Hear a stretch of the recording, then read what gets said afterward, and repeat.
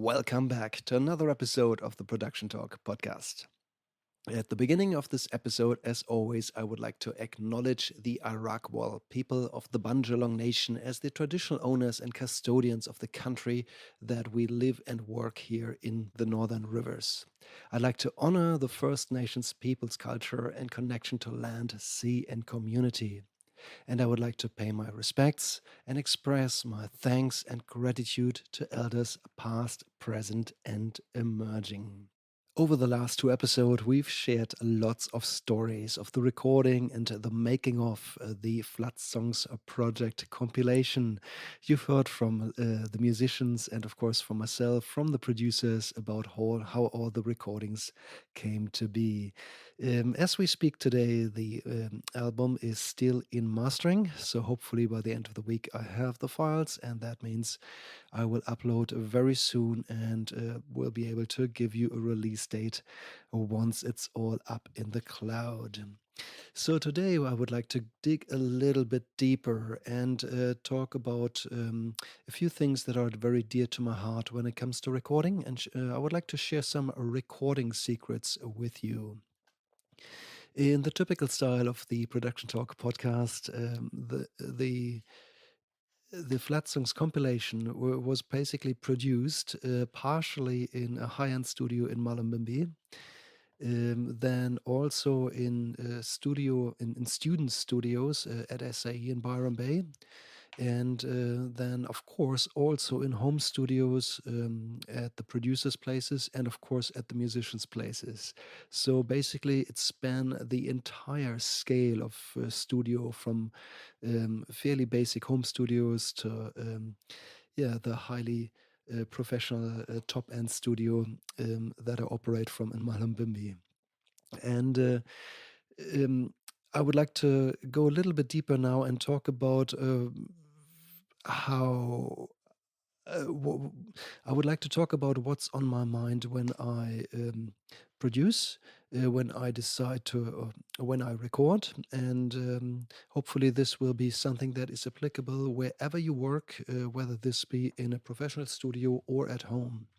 So, what I would like to talk about is the two magic recording triangles. And that sounds like, crazy stuff at first, but let me please explain a little bit. Uh, Let me explain in more detail what I mean. So, the two magic recording triangles are basically relations between three elements that affect one another. And there are two of them. For the first one has to do with the instrument, the room, and the player. So they are the three corners of this triangle: the instrument, the room, and the player. That's the first thing that is on my mind when I set up a recording session, wherever this may be.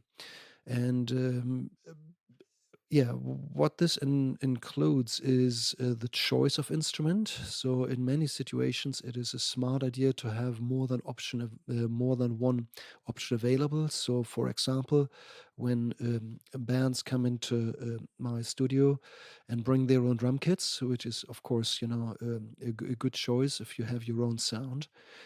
I still like to experiment and see what happens when we exchange the snare or try different cymbals, if we work on the tuning. So it basically means the first corner of that first triangle is paying attention to the instrument itself and making it as good as it can be, considering options. Sometimes just hearing different things might open up, a new perspective, and that's always good to have. So the first thing is there to really think about, okay, what is the right thing to do for this song that we're producing? And sometimes it is as simple as just changing the tuning a little bit, or sometimes it means we exchange a snare or some hi hat cymbals, or little things like um, considering the kick pedal and choosing a plastic beater or a felt beater, which makes a huge difference in sonic quality.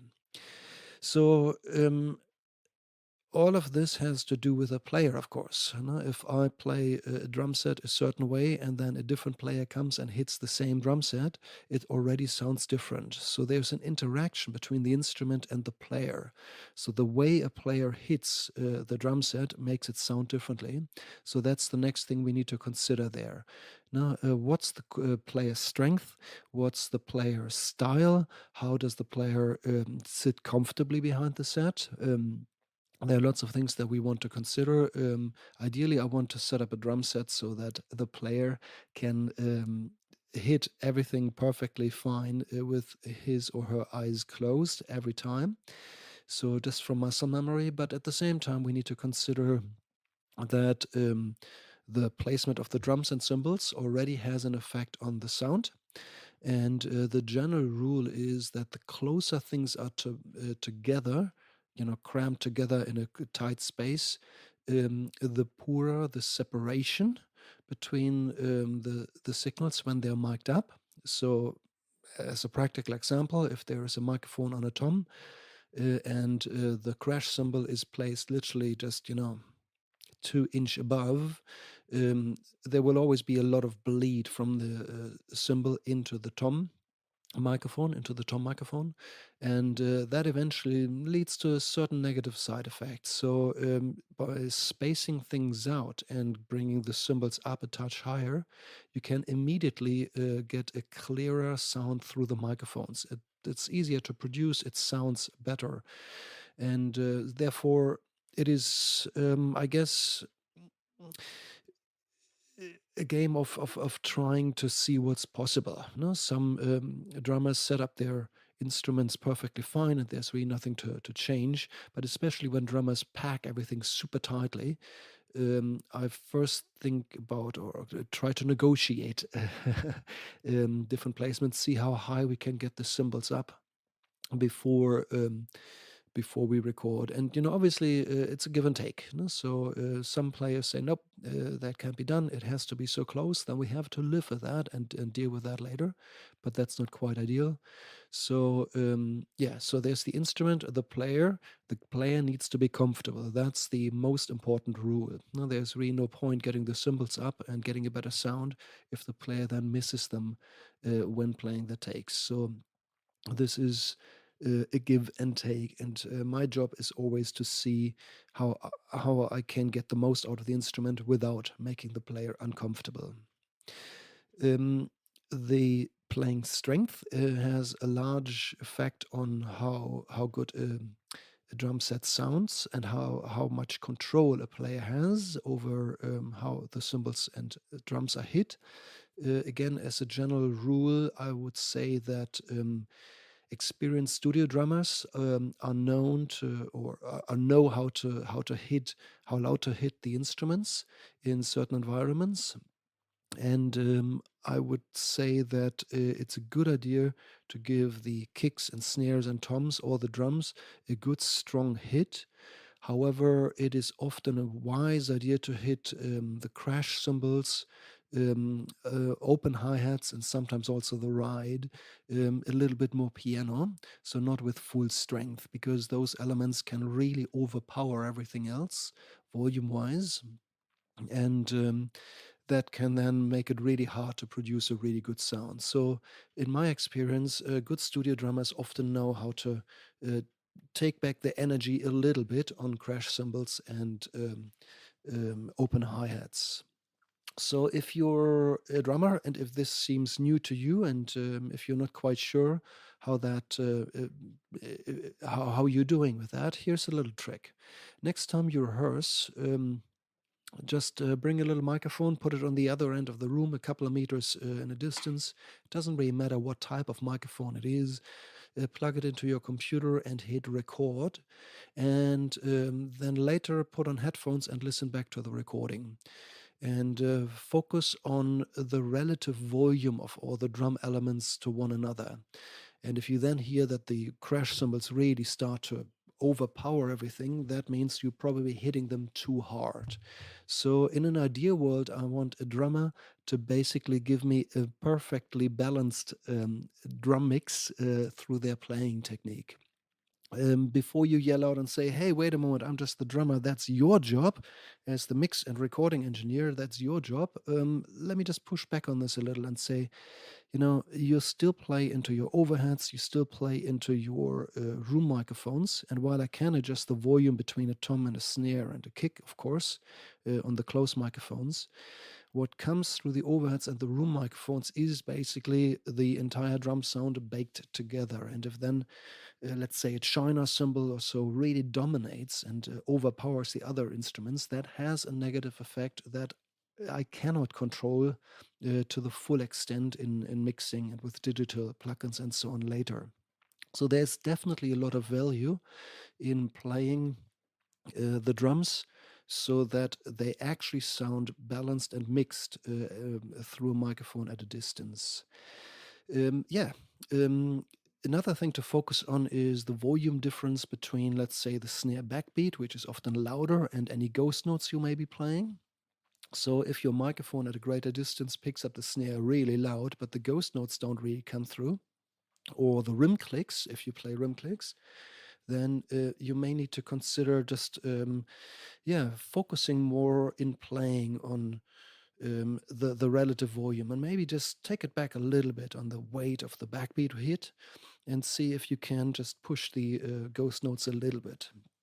A little trick from myself when I play drums for recording. You can also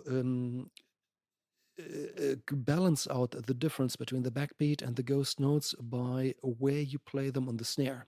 So let me explain this in more detail. So there's typically a microphone on the snare top, aiming into the drum head somewhere. And when I play the backbeat, I typically try to hit the center of the snare where I get the chunkiest sound. However, when I play ghost notes in between, I just move the stick a little bit out to the side where I get more of the overtone of the snare and less of the fundamental. And in this case, I just move the stick a little bit closer to the microphone, which automatically makes the ghost notes that I play there a little bit louder. On the microphone, of course, which is, I guess, in some way, a compression technique, if you want to call it so, through playing. So the backbeat goes straight into the center of the snare, and the ghost notes I play a little bit closer to the drum microphone. When you practice this technique, be very careful not to hit the microphone, of course. That would not be worth it. Okay, so I already spoke about the two most important corners of the first recording triangle. It's the instrument and the player, and I could probably go on and on and on. Similar things, of course, apply to guitar players, bass players, keyboard players, pretty much everybody who plays, singers, of course. Let's add the third corner of this triangle. The last corner of the triangle is the room in which the instrument is played and where it is played. So while a close microphone on a snare drum or maybe even on a guitar cabinet might not pick much of the room, um, other microphones may. So if you have overheads, if you have room microphones, or if you actually set up a second guitar cabinet microphone at a greater distance, you will definitely get a significant amount of the room mic. Of the room sound. And therefore, it is really important to consider where you record and how the room sounds. And you will probably be able to hear the difference very clearly just by taking a microphone, place it a meter from your instruments, play for a moment and hit record and see what happens. There is a very good chance that if you then move your instrument in the room, you can also find certain spots where it sounds thinner or a bit flat or weightier or more alive. And those things are very subjective, of course. So, a little tip that I often use to figure out what's going on is to basically take a tom, often the floor tom, before I set up the drums, and just literally take it for a walk and hit it while I walk through the room. And depending on the size of your room, you may not find that it doesn't seem to make any difference at all. In this case, it really doesn't matter where you place your instrument, and just start somewhere. But in most cases, I find that it does make a bit of a difference.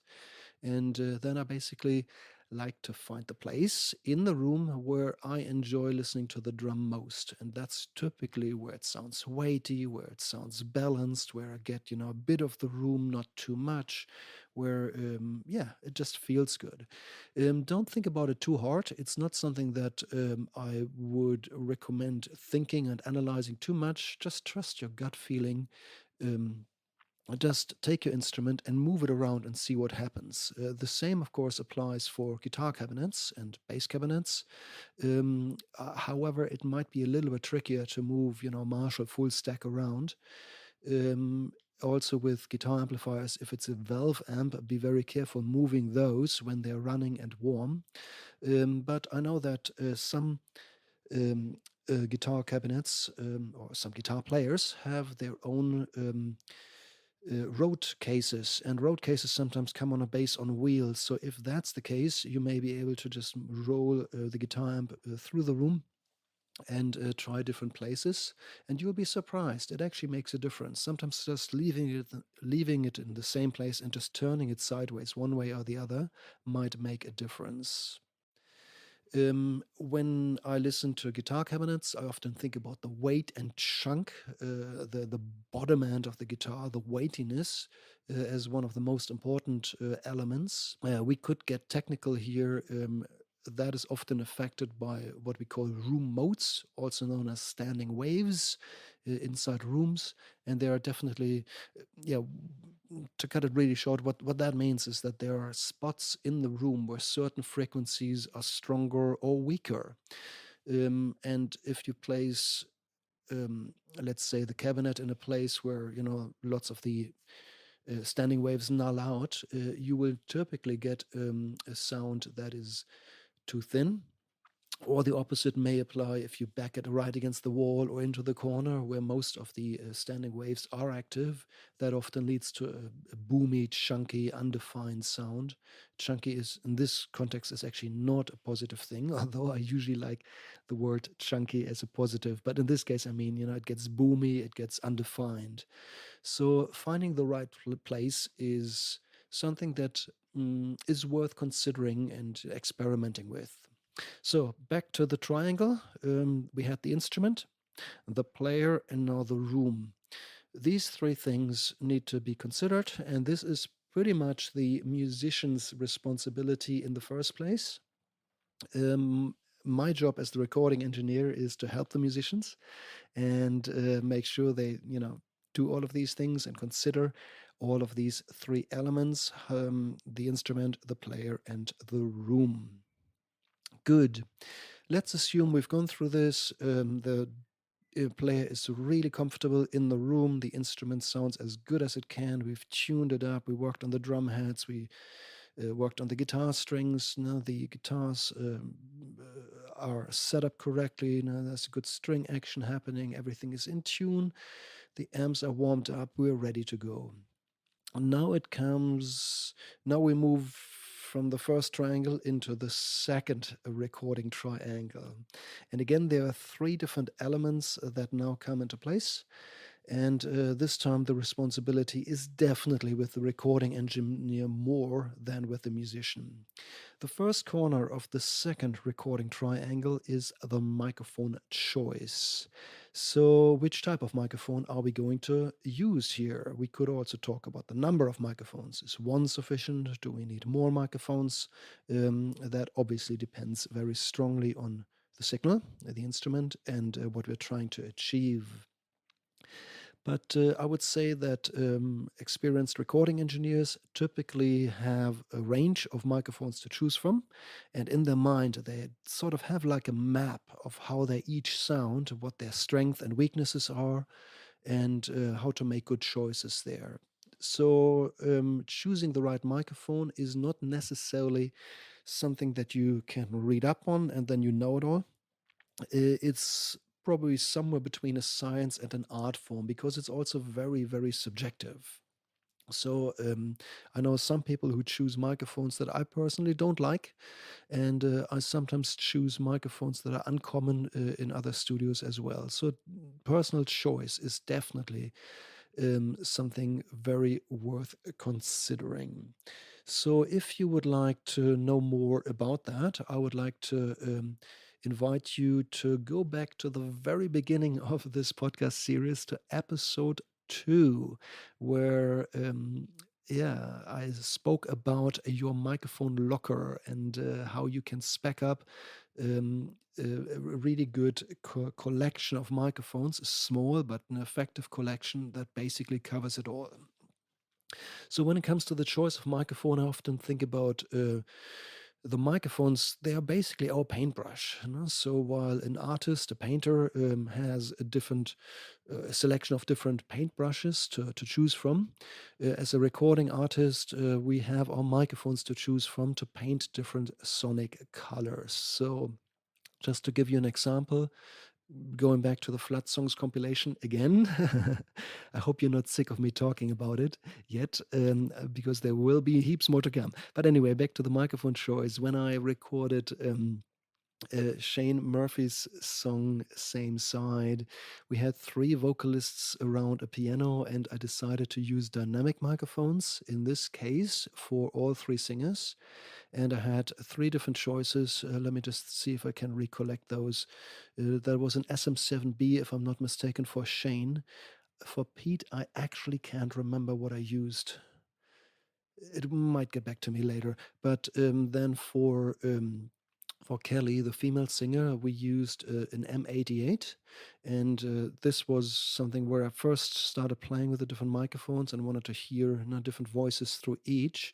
But I knew pretty quickly that Kelly, having the brightest voice, I wanted a microphone that sort of counterbalanced the natural tone of her voice. So I picked the M88, which is a microphone with a particularly unique bass response, which just added a certain fullness to her voice that would have been difficult to achieve otherwise. So there's just one example where I basically picked a microphone, and I often go by the concept of opposites attract. So that's an underlying concept here: opposites attract. Now, if you have a bright sound source, do not use a bright microphone, because bright multiplied by bright becomes too bright when it's recorded, and that's just a real pain to deal with later. So, generally speaking, for a bright signal, I use a darker microphone and vice versa. Of course, there are also exceptions.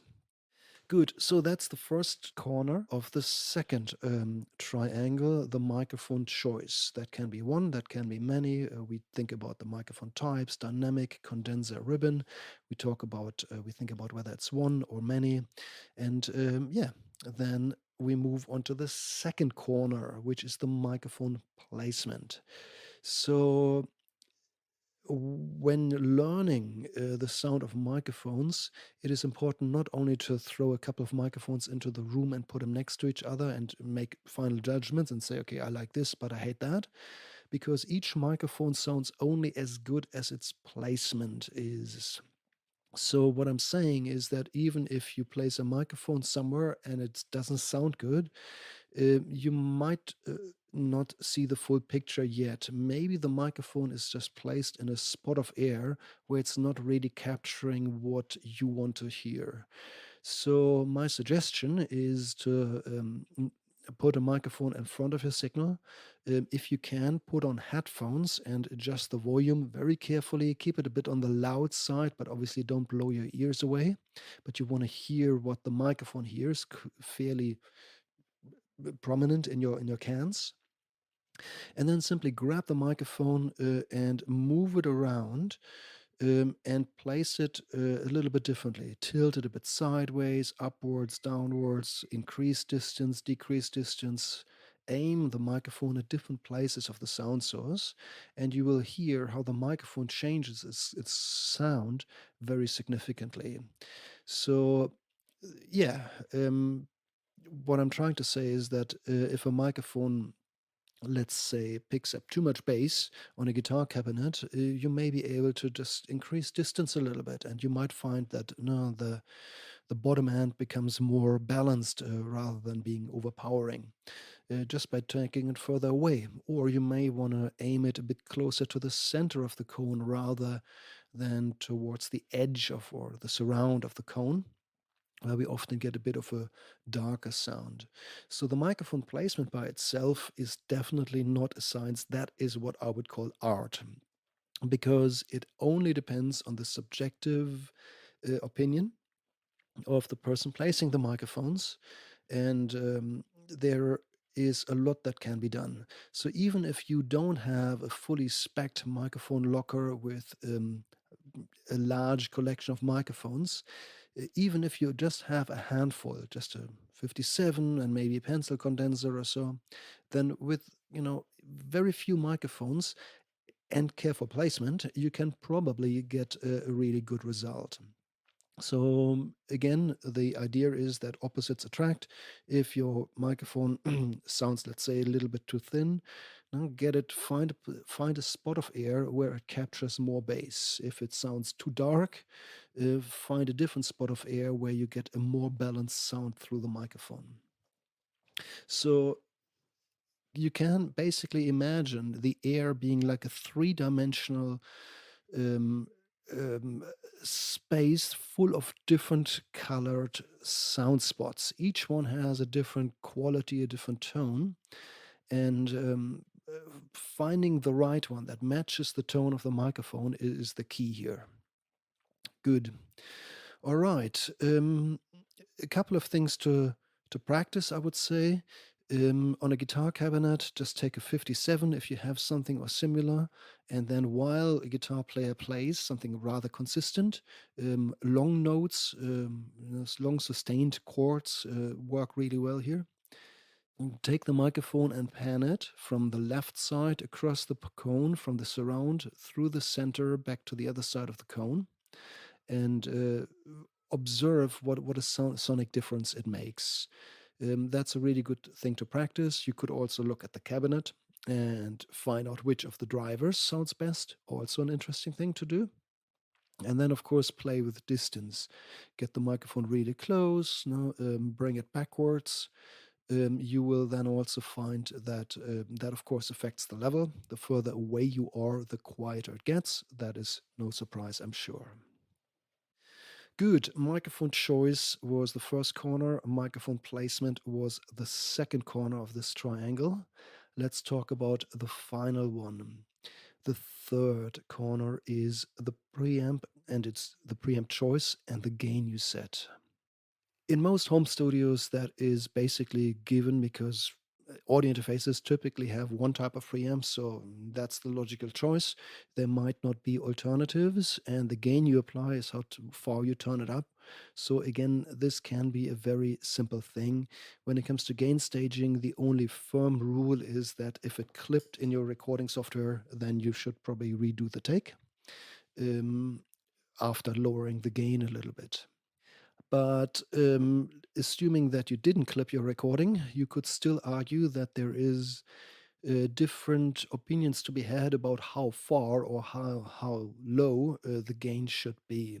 And of course, that is a very subjective thing yet again.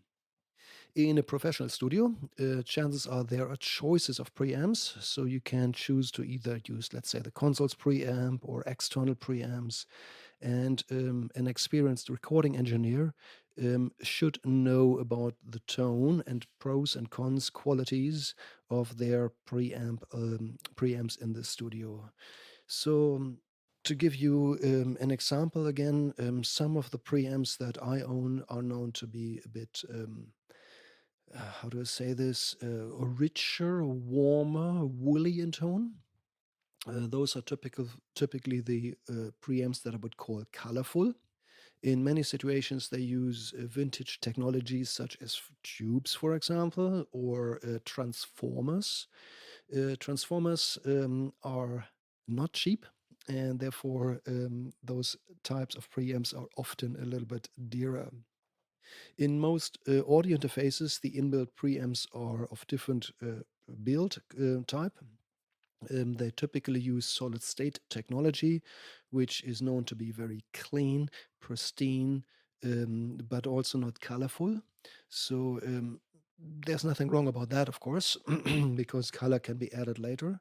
But when I choose my preamps, the coloration that a preamp adds is definitely on my mind. It sort of sets the direction in which you shape the sound to a significant degree. So, again, in my mind, I have a map of the tone of each preamp, the pros and cons and qualities, and I try to match them to the sound source as it comes through the microphone. And I also try to match it to the sound that we envision. So, for let's say a metal production, my preamp choices might be different than for a jazz production. Good. The amount of gain that a preamp can supply is, of course, also a very important consideration.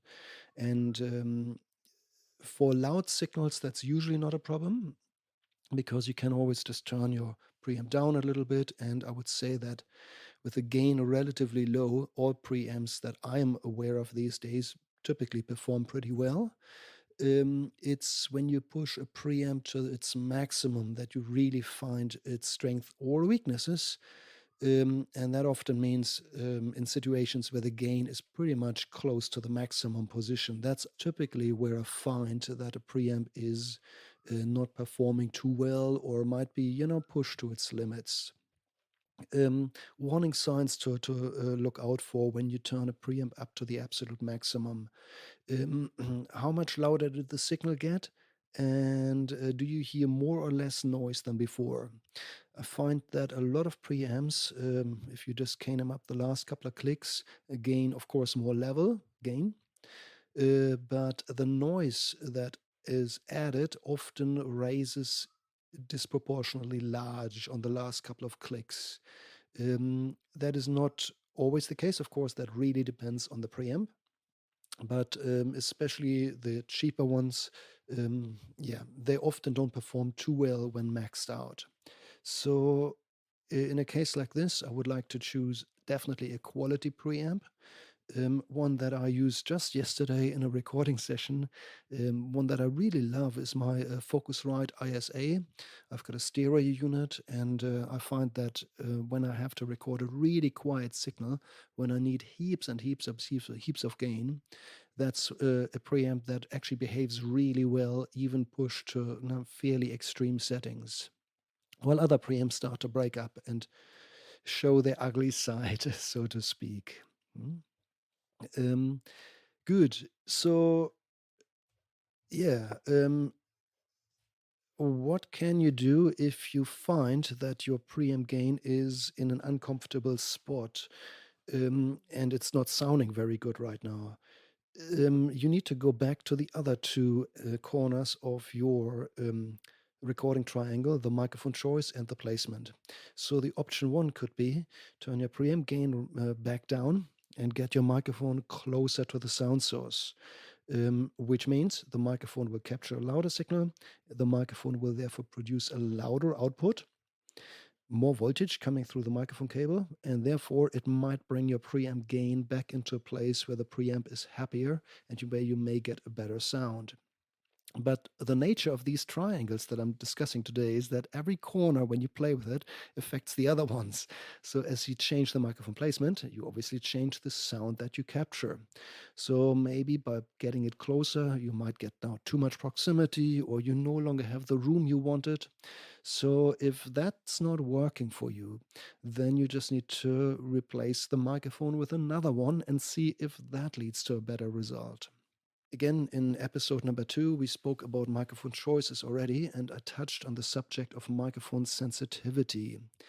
Microphone sensitivity is basically a measure of how much voltage a microphone produces on its output, giving a standardized input signal. And some microphones are hotter, more sensitive than others. So, the typical example of a sensitive microphone is a large diaphragm condenser. They are usually fairly strong in output. While another example, let's say a microphone that has a low sensitivity, therefore produces just a little bit of voltage on the output, could be, let's say, a kick microphone. So, kick microphones or drum microphones in general are typically designed with a lower sensitivity, so they can handle loud sound sources without producing too much voltage for the preamp to handle. So, a bad example would be using a kick microphone to record a quiet whistle at 2 meters distance.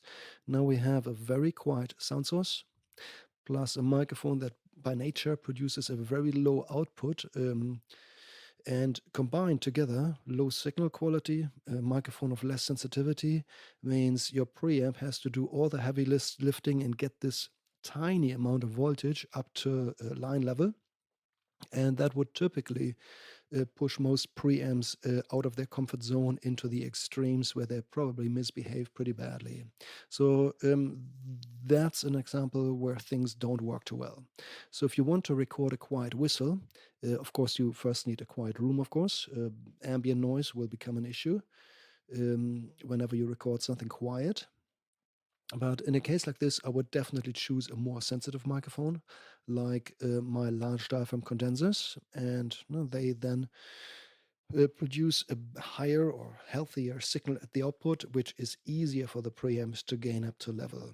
So the underlying principle is there: take a loud sound source and pair it with a microphone of a lower sensitivity, or take a quiet sound source and pair it with a more sensitive microphone. This underlying principle sort of keeps your preamps in their comfort zone, and you probably will not end up using the extremes, extreme low or extreme high settings. One thing that I haven't touched on yet, and we should also mention this quickly: if we had a loud sound source and a sensitive microphone, let me just come up with an example. That could be, let's say, a guitar cabinet. They can get really loud, or a kick drum, or horns like a trombone. They can produce a fair bit of sound pressure level. If you now have a sensitive microphone at a close distance, the output of the microphone might be too hot for the preamp to handle. Means that the preamp gain may still be all the way down, and it's already clipping. So in a case like this, you could now back off the microphone, increase the distance, which will then also sound roomier. But there's another option that we typically can rely on. Most preamps have what we call a pad. Sometimes it's called -10 button, or -20, or -15, something like that. And also some microphones, especially condenser microphones, may have a pad built in. If I have both available, a pad on the mic and on the preamp, I typically start with the preamp first. That's a personal choice. Others may disagree, but yeah, that's usually where I start. And if the signal is still too hot, I then move on and also engage the pad on the microphone. So those are now different concepts to pretty much gain stage the signal's volume and the microphone and the preamp, and keep everything in a comfort zone. So the most important thing is to capture healthy levels without pushing your preamps into the extremes. That's the underlying concept here. And if you have a chance to choose or try different preamps, it's definitely worth checking. If you can't hear a difference, don't worry about it too much. Just move on and go on with your life. Get the recording done. In many situations, when we talk about audio interfaces, the preamps don't. They are not designed to have a noticeable color in sound. It's often the outboard preamps that add a certain color more than the ones built into interfaces. I should wave a little flag. There are exceptions, of course. Okay, so let's just sum it up one more time. Two different triangles were discussed today. The first recording triangle was all on the musician side, with the three corners: instrument, player, and room. Now, all of them affect one another, and well considered, well specced out, this triangle can, yeah, really change the way you capture your sound. And if something is out of whack here, you probably fight an uphill battle from that moment on. And the second one was the recording triangle, or it's more the recording engineer's triangle to consider: the microphone choice, the microphone placement, and then the preamp choice and the suitable gain. Good. Yeah, I hope this is useful to you. Just trying to share all my insight on how I set up recording sessions. As always, I'm pretty sure there are some people who say, nope, it's all different. I perceive this differently, and that's all a lie. That's fine with me. Have your own opinion on these things. That's a good thing in my books. But today I shared what I do and how I like it and what's on my mind when I set up recording sessions in professional studio environments.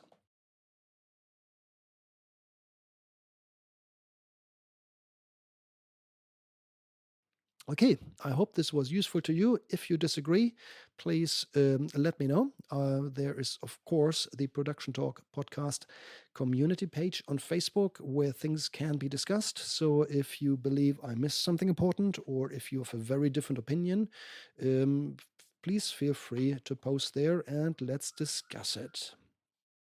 If you want to reach out to me, you can, of course, do so via my website, mixartist.com.au, where you will find studio recording services in the Northern Rivers on the east coast of Australia.